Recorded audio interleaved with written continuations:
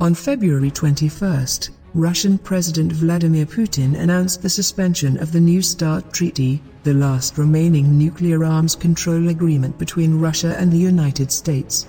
This treaty limits the size of both arsenals to 1,550 nuclear warheads deployed on 700 strategic delivery systems, which includes intercontinental ballistic missiles, submarine-launched ballistic missiles, and long-range bombers. It also provides a verification procedure that allows officials from each country to inspect nuclear sites in the other. While Russia has not officially withdrawn from the treaty, its suspension likely foreshadows the treaty's demise. The immediate concern is a resumption of nuclear testing, which Putin mentioned as a possibility in his announcement, directing Rosatom, Russia's state-run nuclear energy company, to begin preparations for testing. There are two main goals for Russia to resume nuclear testing. The first is to use nuclear tests as a tool of coercive diplomacy, timed to coincide with events of political or military importance.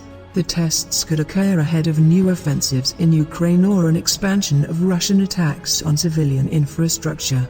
Beyond Ukraine, nuclear testing could precede efforts to destabilize other Russian neighbors, such as the potential plot to overthrow the Moldovan government. These nuclear tests would serve as signals that Russia is willing to use its arsenal in the event of US or NATO operations against Russia. The second goal is to improve Russia's nuclear arsenal, as it is currently engaged in a major nuclear modernization program. This modernization impacts all three legs of Russia's nuclear triad and includes both upgrades to existing capabilities and novel systems such as the Avangard hypersonic glide vehicle. If testing is to occur, it will most likely happen at Novaya Zemlya, a heavily militarized Arctic archipelago that was one of the Soviet Union's main nuclear testing sites.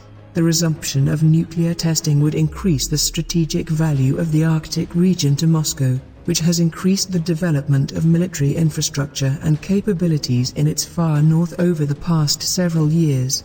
Increasing Arctic militarization would have significant strategic consequences for other Arctic powers, all of whom are current or aspiring NATO members. The likely failure of diplomatic overtures to Moscow means that the United States and NATO must be ready to deal with the resumption of Russian nuclear testing.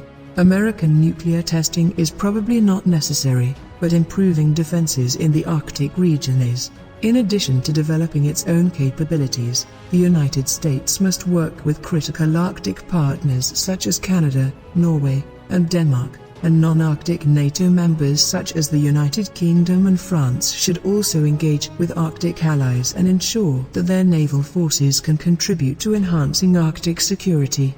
This also increases the urgency of adding Sweden and Finland to NATO, as both countries are Arctic powers and can provide important intelligence on Russian activity on or near Novaya Zemlya. The impending death of New START is likely, but not guaranteed.